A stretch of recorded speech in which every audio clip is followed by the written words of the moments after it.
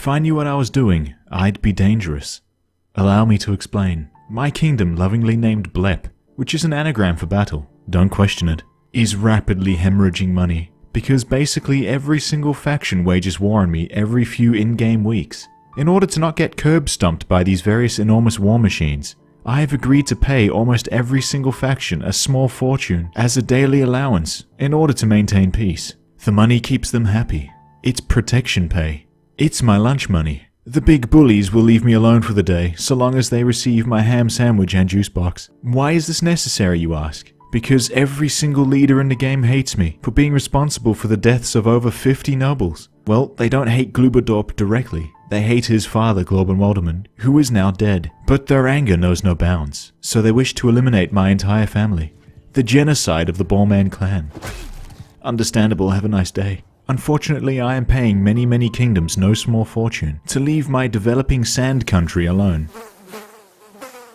Due to this massive money sink, my nobles and dear companions, who as nobles of the Blep Kingdom are obligated to assist in paying this small fortune, have all shed their personal armies in part due to unpaid wages in an attempt to reduce their overheads, which at this stage are substantial. I, for instance, daily sometimes owe up to 12,000 dinars, and I am only paying a fraction of this. So now we are much less a nation and much more a gang of hobos, squatting out in some sandcastles we stole from the Aserai. I mean, I came into this with an inheritance of 1,000,000 dinars, and now look at me. Stonks. So now I am stuck in a cycle of debt. I need to stop paying money to these powerful nations. So I need to wage war to stop losing money. But to wage war I need more men. But my companions won't hire men unless they have more money. But we can't get more money until I stop paying money to these powerful nations. So I need to wage war to stop losing money. But to wage war I need more men. But my companions won't hire more men unless they have more money. But we can't get more money because I need to stop paying money to these powerful nations. So I need to start waging war to stop losing money. But I need to wage war. You now see my predicament. An obvious solution that breaks this cycle is to find and recruit more nobles to the cause, so that the cost of paying money to our betters is divided among more people. So I start the search. I cannot even begin to tell you how many nobles I spoke to. Some are willing to give Glubadorp a shot, but unlike his father, he has all the charm of a grapefruit. If you stood on it. Along the journey we come across a fellow who apparently had made plans with us to marry his sister. I don't remember doing this at all. In fact, I am certain I didn't. Perhaps this is the testosterone gods throwing us a bone. Impoverished, destitute, with exception of the nation's protein-based foods, which are exclusively sent to King Glubadorp. The gods took pity on us. Or perhaps this noble is simply tricking us, knowing that Glubadorp cannot think, only lift, infiltrating the great Ballman clan with his sister as a double agent. That's it. It's a trick. I'm not falling for this. I figured it out. Anyway, I accept. But not before we strike the absolute best bargain. Imagine bartering with your bride-to-be's brother. The bargaining starts in the thousands, then the hundreds, eventually down to single digits. This man just stands there and tolerates this because Glorben is a being forged in the fires of bullshark testosterone, and merely standing in the presence of this man strikes fear deep into his soul. We try to get him to throw in a cow to sweeten the deal. Glubadorp requires beef. Give me the beef. But he's not having it. We've bargained enough. We get married right then and there to this complete stranger in the sands. Our favorite place. This man then has the audacity to not join the Blep Kingdom. This is perhaps to be the first fiasco of our reign. The infamous cow scandal, leading families close to my wife's clan to now refuse to bend the knee. This angers the Gluber. A poor start to the recruitment process, but eventually we get a hit. Old man Thamza. But he goes from average wealth to very poor in basically 3 weeks of living with the Blep Kingdom. Poverty is our culture here. Only poverty. We eat sand, and pay other kingdoms the privilege of being left alone to remain here and eat sand. Loathsome sand-eaters. Realizing this isn't working, I devise a dastardly plan. If we have no men, war is not an option. With no money, expansion isn't an option. And if every noble I recruit gets poor and ineffective this quickly, then I have no other choice.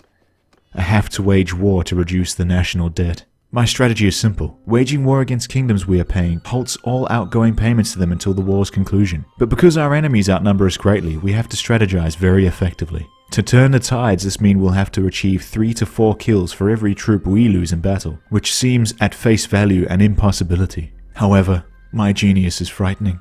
All those weeks ago I focused on taking Aserai cities and castles deliberately. You see, the greatest strength the Aserai nations have is their location. They are reachable only through a narrow column of land to the east and a narrow column of land to the west. You can only attack either of these avenues from one direction, north.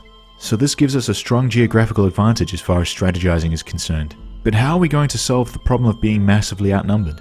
Well, with some troubleshooting, I'd learned that a much smaller force can withstand an assault of about 1,000 to 1,200 strong, as long as we are defending from within our castle walls. The plan is as follows. I narrow down our enemy's geographic location to our western borders. I then wage war against these nations. In this case, the Western Empire, which effectively cuts off the monetary sink at least for now. We then use our westernmost citadel, Kuyaz, and the nearby castle as bait, funneling our enemy right into our hands. I just sit around the corner outside the walls, like a creep, and then once they begin their siege I sneak into the castle walls, and effortlessly beat their massive armies with a significant smaller and more impoverished army. The only downside to this is you lose a number of troops on the way into the fortification of your choice, but their sacrifice is a risk I am willing to take. In victory, the past me would have executed every noble who attacked, but the new me needs to improve relations so that I can recruit some of these nobles to our faction. So I release them all for a small reputation boost. My hope is that through repeated defeats and releases, these nobles become my friends. One moment you are swinging a greatsword through them, the next they love you. Such is the wholesome vigor of Glubadorp's friendship. With open arms does the Sultan of the Blep greet his new vassals and nobles, right after nearly decapitating them in battle. Wholesome. On top of dwindling down their forces, this strategy allows me to profiteer on the prisoners I take from each battle, as I sell their troops right back into slavery. Slavery is a booming business in the Sands, and I have my fat glooby fingers right in it. I also get to sell all of the loot I receive, and melt some down to mass-produce average weaponry at the smithy to be sold back into the market for inflated prices. War becomes a business for Glubadorp, and his only friends are the people he massacres along the way. I can then use this wealth I accrue from the scraps of battle, slavery and blacksmithing, and donate it to the poorest nobles in my kingdom. Which in theory should also bolster our defense, as they can now afford to pay wages and recruit a decent number of troops. I have one other very important rule in this whole strategy, and that is if I am to encounter a war party from outside the walls, I will not engage unless I have more troops. Strategy is good in this game in that you can sometimes overcome a numbers disadvantage on a level playing field, but there's too much at stake, being that we are the only active party in the kingdom. This rule is important for later. For now, this process takes a very, very long time. Our estranged wife ends up pregnant. This pleases the Gluba, but our child will be born into a world of turmoil. There are numerous moments where one nation would wage war and then the other would make peace, but I would only accept peace on the condition that the amount payable back to them was less than before the war started. In the downtime between siege baiting my enemies, I make rounds for more recruits. In releasing so many western nobles after battle, I eventually end up making some positive relations and successfully recruiting more to the Blep cause. As our ranks grow, so too does a little problem I have not paid much attention to in the past. Our uncle Fodor. Fodor had matured into a strange amorphism of both Glorben Walderman and Nozon. Glorben was short, but arguably more handsome. Much more handsome. I miss you, Glorben Walderman. I miss you, handsome bowlcut, your stash and potbelly. Glubadorp gazes to the heavens. Have I done you proud, father? Have I become the man you wanted me to become? Please comment. I miss you, father, every day, honey. I love you. But do various permutations because YouTube keeps flagging you guys as spam. Permutations such as, I love you, father, honey, I miss you. I miss your honey, father. I love you. I miss you, father. Did you get the milk and cigarettes yet? Come back, Dad. Do this for our son Glubadorp. Anyway, sidetrack, but as I was saying, Fodor was taking all the bad traits that Glorben Walderman and Nozon had. Nozon was tall and ugly. Glorben was short and a sexual god. Fodor is short and ugly. He is disgusting. If he wasn't before, then he is now a rat. In the last video, when I said Nozon was the grime at the bottom of the barrel, I was mistaken. This guy is. He lacks every redeeming value that Nozon had, and that includes his stats. As King of the Blep, I decree that Fodor be renamed to Fodor the Rat, so that the entire world knows of my disdain for him and his likeness to Nozon. In a perfect world, many would consider legally changing someone's name against their will to be enough. But this is not a perfect world. I take it the next step and rename his firstborn son to Nozont, because whenever someone calls his name, I want him to remember that he must not become the rat that Nozon is. He must not Nozon himself as Fodor did. He must Nozont. God, this whole family is a shambles. Time proceeds as it generally does, linearly, and our destiny is in our hands. Our strength grows. and it becomes clear that it is time to push back against our oppressors. Glubadorp can do this. He pushes iron in the gym. Now he just has to push the Empire back whence they came. With our kingdom now suitably cashed up due to slavery and scrap, we make a push for the nearest castle and the city of Ortisia. We have only around 600 troops, but the castle is fortified by just 400 or so. An uphill battle, but doable. In this battle, Glubadorp showcases his immense strength and furthers his legend. His leadership is the rock that foundations the land upon which his people sow. Educated by his late father in ways most unconventional, Glubadorp's desire to overcome the odds is the proverbial fuel to bring to life the once impoverished Blep war machine. His people planted the seeds of strength in the lands of sand and dung, infertile and meek, but grow they did. Until one day Glubadorp stormed into the temple of the emperor and cast out all them that sold and bought with the money they took from us every day, and overthrew the tables of the money changers and the seats of them that sold doves, and said unto them, It is written, My house shall be called the house of Blep, but ye have made it to be a den of thieves. Many times did the Western Empire ask for peace, but Glubadorp would soar above all others, basking in the light of the sun shone down upon him with the smile of Glorben Walderman. His people vote Glubadorp in to sacred majesty, believing he is the god king sent to deliver them from squalor and into the halls of marble and riches. Thus into godhood are we plunged, from ruler to divine in the blink of an eye. His people perform rituals and burn incense in an effort to impress the gods and their lord-sent divine hero. This pleases the Gluber. Our son is born, and choosing a name only a god king would, we name our son into divinity. Gogo Bobbleborg. He will one day become a great leader and heir. How beautiful a time this is. Success after success. Hallelujah, huzzah. Goodness spreads wide and far. The Vlandians too eventually turn on the Blep Kingdom, a far more powerful nation than the Western Empire.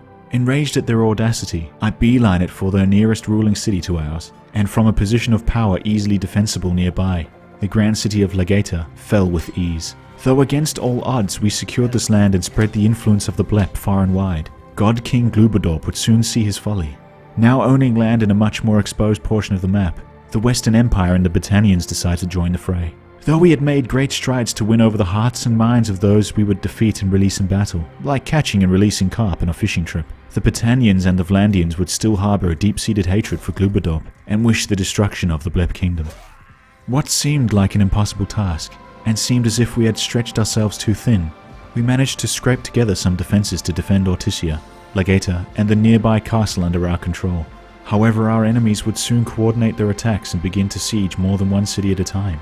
In a desperate attempt to stop this, we attack a nearby city, which normally breaks off the defending army from the current siege, causing them to march towards us, but their resolve is strong. We break off our siege and head back to defend our capitals. This works well, though they are both sieging at the same time. One had prepared their attack sooner, allowing us to defend this territory in stages. Now remember that rule I told you would be important for later? It's this day we break it.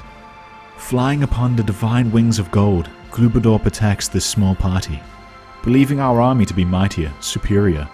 Alas, like Icarus, our grand successes and triumphs gave us confidence, which had then become our hubris. We attack a group of enemies with a force larger than our own, and their forces proved mightier tactically as well. And in the blink of an eye, we had flown too close to the sun, and our divine wings of gold were but made of wax, and probably sand, and dung too. Just like that, at the tender age of 29, Glubadorp is no more. Our successor had to be of the bloodline, but all that remain are the outsiders. Blinded by our immense power in the war, we hadn't noticed that Dubadenshin Dorban Donzelblorb had taken up marrying into the remaining Aserai royal family, our most fervent rival, and Schlorb was not to be next in line. This honour belonged to Gogo Blorbelborg, but he was too young to seat the throne. Another leader must be chosen. This leaves only one. Oh god, no. It's as I said, if I knew what I was doing I'd be dangerous. But instead, now I'm just Fodor. The rat returns. The uncanny likeness of Nozon, after decades of disgrace, rises to power. Fodor the rat becomes Fodor the God King. The people weep and return to the sands. The usurper sits upon the throne. His party filled with all the people who support him, which is also no one, and proceeds to rule where Glubadorp had once ruled. God King of the Blep, Rat of the Sands, the Phantom of Nozon. A fate worse than death befalls me. Thanks for watching. If you enjoyed, please like and leave a comment. If you're new, welcome, and please subscribe. If you did not comment that you miss Glorben Walderman, then shame on you. But instead, tell me about your day. How are you, honey? I love you. Anyways, have a lovely day. See you next time.